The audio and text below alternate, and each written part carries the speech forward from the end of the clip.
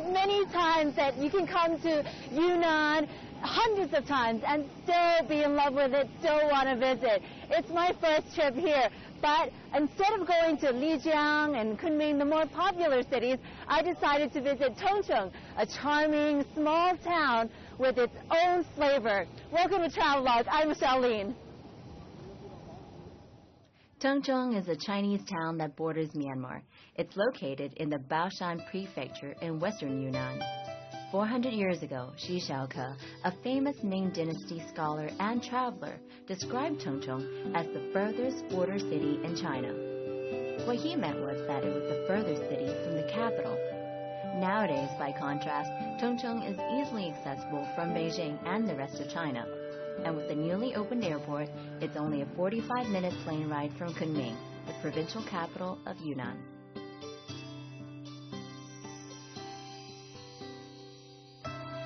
There's an old saying here in Tongcheng: for every 10 mountains, there are 9 with no head. It's a reference to the ratio of volcanoes to mountains here. There are 97 volcanoes in the area. They, along with its wetlands, active geothermal fields, and volcanic lakes, make Tongcheng one of the most visited locations by geologists, seismologists, and other scientists in China. Tongcheng is famous for its volcanoes, so it had to be my first stop.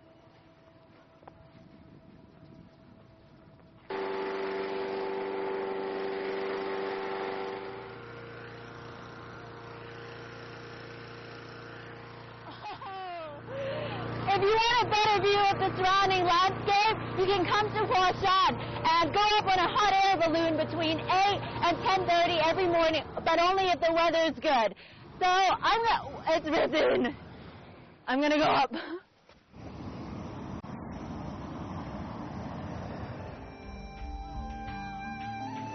The volcanoes here are incredibly valuable for research by scientists. But for ordinary folk like you and me, it's a place you can come to ooh and ah over the glories of nature. The volcanoes have been dormant for years. In fact, the last volcanic eruption occurred during the Ming Dynasty about 400 years ago. All the seismic activity is a result of Tongcheng's location between the Indian and Eurasian tectonic plates, where movements of the Earth's crust cause frequent earthquakes, and in the past, volcanic eruptions. In China, Tongcheng takes the cake when it comes to the variety, size, preservation, and clustering of its volcanoes. Not bad considering it's one of the youngest volcanic areas in all of China. It's so beautiful. From here you can see about 5 volcanoes. The guy said that in the surrounding area alone you'll see 5 volcano craters, and that one there is the largest.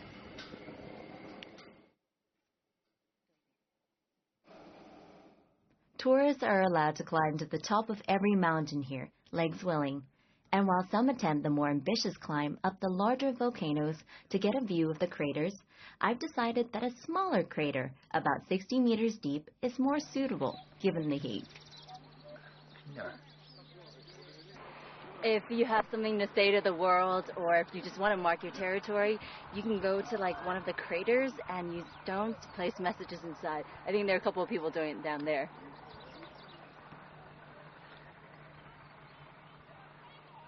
If you come to a place like this, you want people to know that you've been here. And while pictures and home videos might be enough for some, I decided to join the rest of the people leaving their mark. Don't underestimate the weight of those rocks.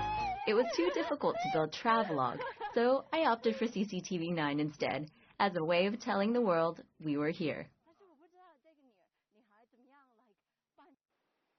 My arms may have gotten pretty sore, but it was well worth it.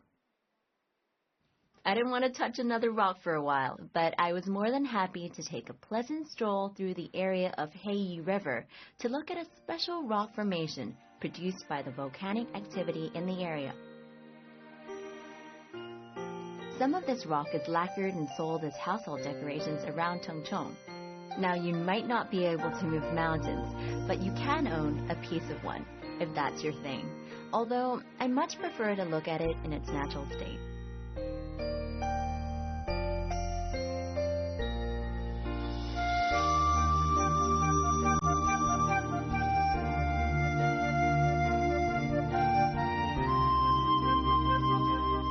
Thanks to the volcanoes, the water in Tengchong is rich in minerals. You'll often see locals using and drinking water straight from the source. There's not much need for any filtration when the water is this clean. Apparently, there are some 30 different minerals in the water here, and the locals believe that drinking it will help cure their various ailments.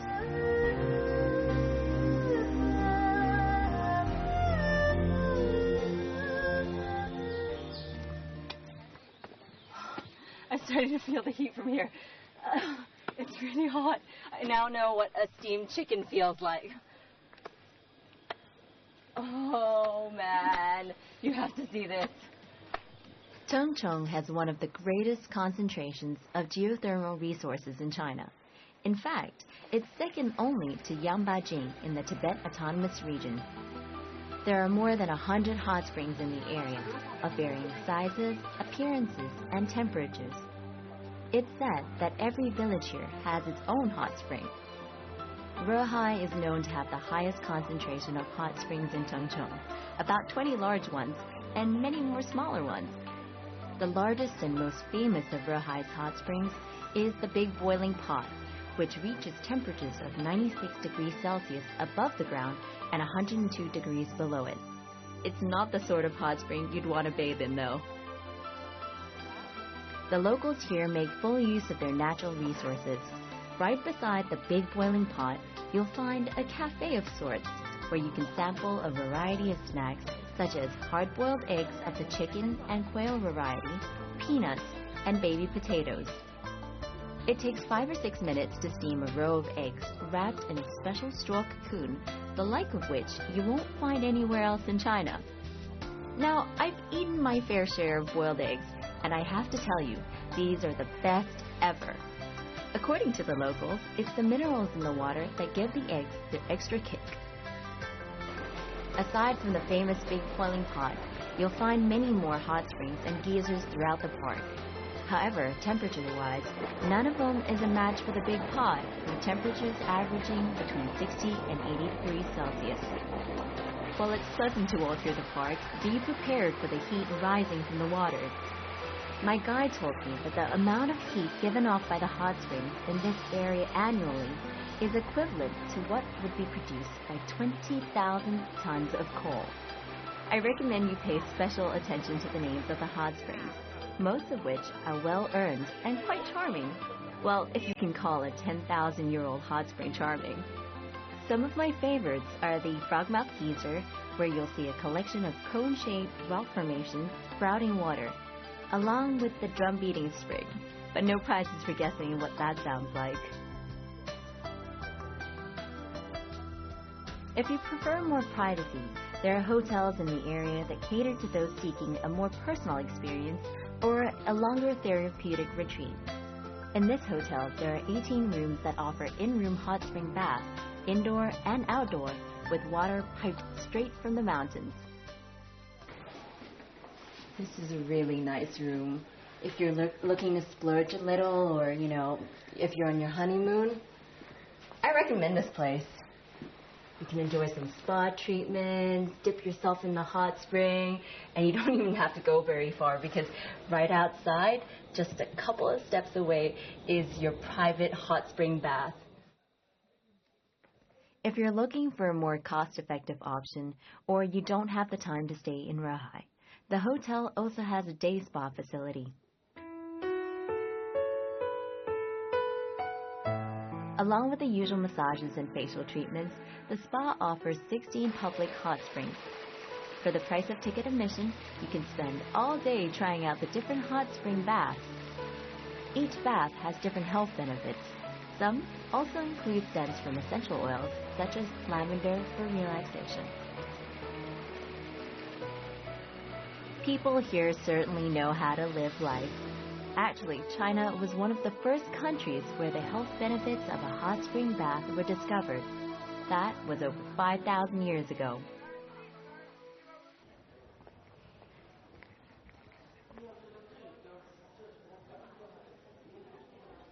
Tongchun is really famous for its jade because it's really close to Myanmar, and you'll find many shops in town that sell it here.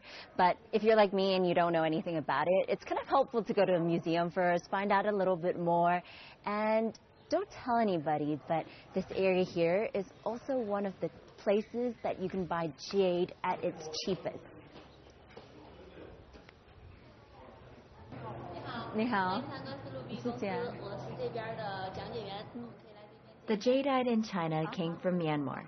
Tongchong, as the last stop on the southwestern Silk Road and the nearest Chinese town to the Myanmar border, became the natural marketplace for jadeite.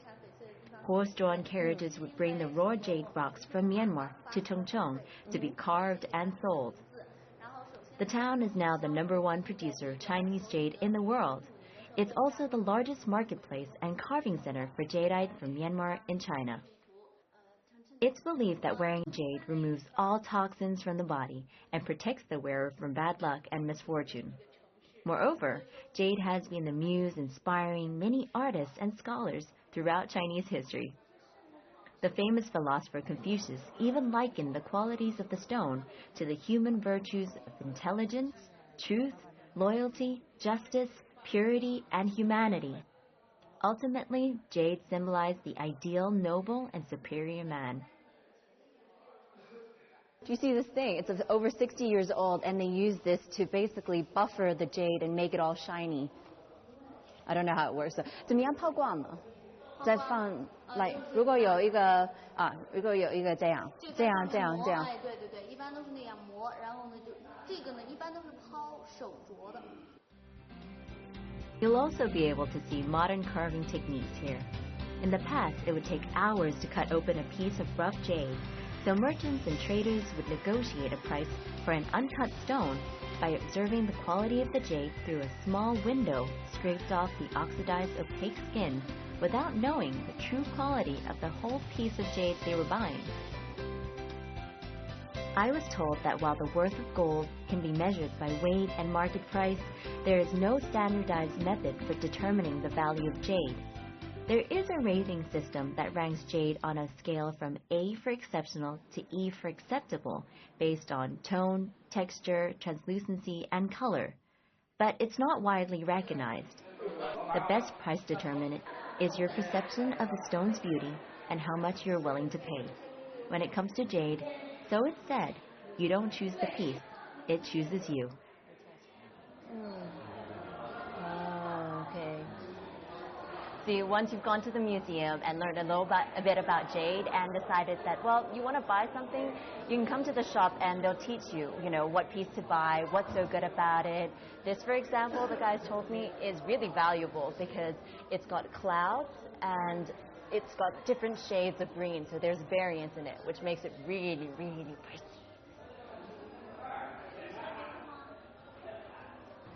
I've worked up quite the appetite shopping, and the girls at the store told me that right across the road, a few steps away, is a restaurant that serves local cuisine. And the great thing about it is that every night at 8 p.m., you'll be able to see a local puppet show with puppets that are made out of pigskin. That's pretty cool, so I'm going to go and check it out.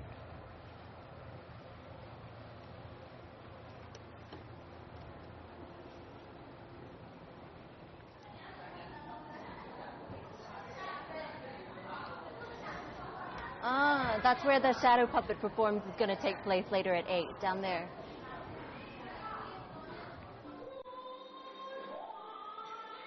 The shadow play is a feature of various cultures around the world, such as the wayang kulit in Malaysia and Karagöz and Hasavat in Turkey. In China, the shadow play is a traditional art form that dates back to the Han Dynasty over 2,000 years ago. In China, the shadow play is said to have originated after one of Emperor Wu's favorite concubines passed away from illness. The emperor was so distraught that he ordered his officials to bring her back to life. The poor officials, faced with the prospect of losing their heads if they failed in this impossible task, came up with an ingenious plan. They made a puppet of the concubine using donkey hide. To this day, there are many places in China where shadow plays are performed, although there are distinct regional variations. In some areas, the shadow play revolves around singing local folk songs. But here in Tengchong, the puppets are used to tell stories. It's a form of entertainment that remains very popular among the locals, even when their TV sets are calling out to them. 师傅，还有几个人在你村子能做这个的，还有能表演这样的？能做的在50多人，能表演的只有30多人了。哇！以前呢传男不传女，现在呢我们这老艺人刘永洲，我是他的搭档，叫刘定徐。那么还有我的那个侄子。我们这里组织呢已经有好多5位女同志、小女孩，他们都来跟着表演了。哦，在寨子里边。但是现在年轻人还喜欢这样的吗？喜欢。还是这样啊？除了演老的，我们还改给了新的。所以年轻人演这个大本头，就难演，演历史故事，很困难。要敲打，要拉琴，要唱，挺多东西的。那么打斗的时候不唱，要一般的文戏，才唱。唱一个吧，你唱一个吧，给我听一下。老艺人唱一个。万里花真稀，老艺人操一个，小酒也最动听。又是你唱。女的。女的。我做了。你把上道了。成了道角先。I flipped the head the wrong way. 有朝自背。If you want to find out how the shadow puppets are made, you need to take a 30-minute drive from the town center to a village called Liujiajai. The journey there gives you the chance to take in some magnificent scenery. I'd heard that Tengchong is a beautiful place. But having traveled to places with some of the most spectacular landscapes in the world, including Bali and New Zealand, I never expected Tengchong to floor me. But driving past the rice paddy fields mirroring the sky, that's exactly what happened.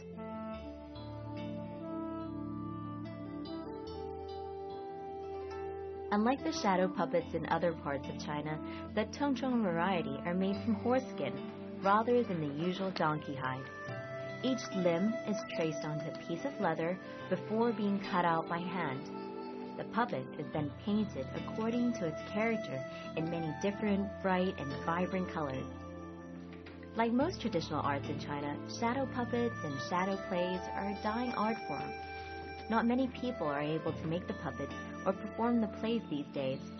Still, the elders continue to train and teach the young to perform, integrating modern stories in the hope of keeping the old tradition alive. While most of the people who live in Tengchong are ethnic Han, the town is located within a region with many ethnic minorities, and the puppets here represent both groups. I overheard some tourists saying that they'd seen shadow puppets in many parts of China, but the ones here were the most beautiful and intricate.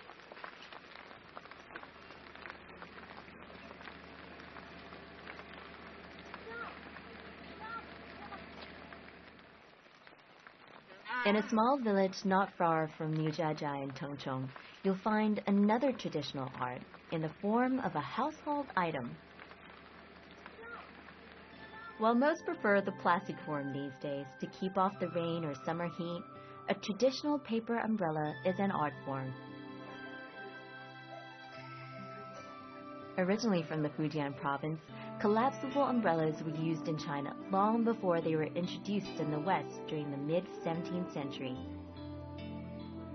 The earliest reference to umbrellas in China dates from some 2,400 years ago, when their use was confined to the imperial family and high officials on ceremonial occasions.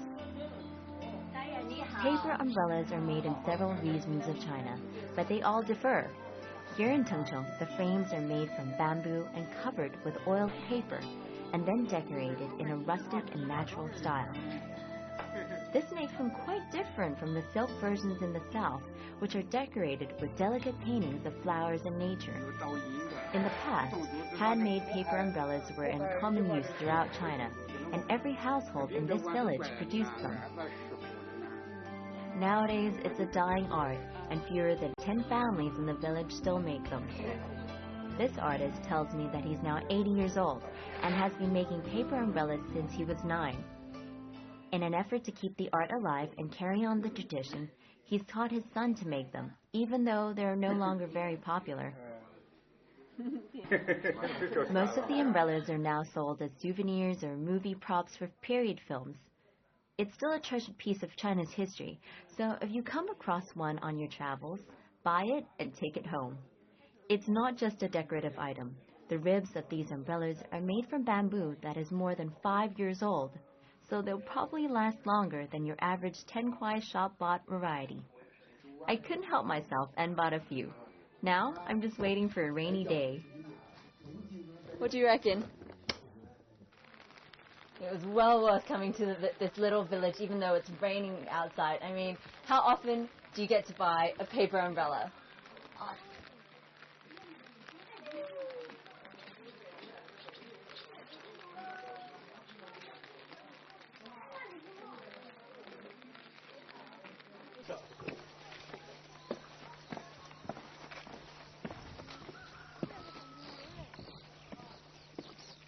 When you get to the Beihai wetlands, you can either walk on the elevated platforms or you can take a boat around the marshes, which is great because then you'll be closer to nature and you'll get a better look at the ecology here.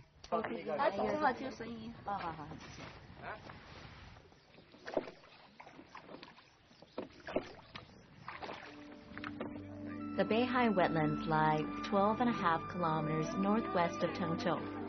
Covering an area of 10,000 square kilometers, they embrace a complex ecosystem and great biological diversity. The Beihai wetlands are a major ecotourism destination for those visiting Chengzhou. As one of 33 key national wetland areas in China, they are the only state-level protected wetland in Yunnan province. Photographers flock to the Beihai wetlands in every season to capture the magnificence of the surroundings. They're also a research center that attracts environmental scientists from all over the world.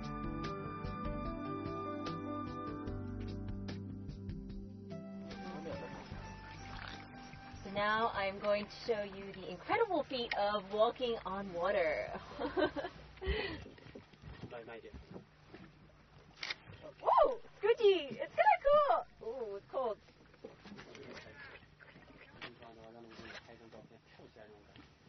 Never having visited a marsh, I was surprised to learn that you can stand on tufts of grass that appear to be floating on the water.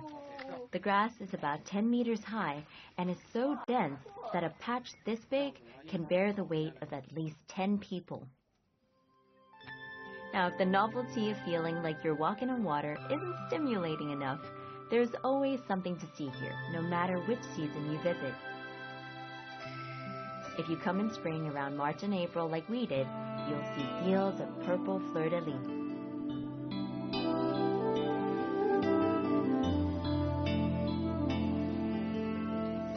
You know, when you live in a city, you tend to think that you're bigger than everybody else, that you're pretty much invincible and, you know, you're the man about town.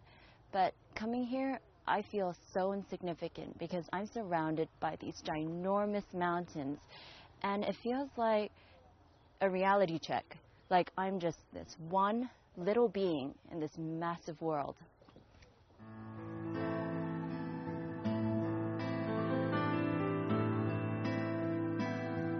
Chengzhou is a small place. There's no doubt about that. But while in many bigger towns and cities, you're constantly battling hordes of tourists, I had a great time enjoying the many sights and activities this town has to offer without the long queues. The volcanoes are overwhelming, the marshlands are inspiring, and it's not every day that you get to see such beautiful works of jade and shadow puppets. I'll be continuing my journey in Chengzhou in the next episode with a visit to Heshun Village. It's a place that most people won't have heard of, but one that they'll want to visit if only they knew. Keep your bags packed till then. Thanks for watching Travelogue.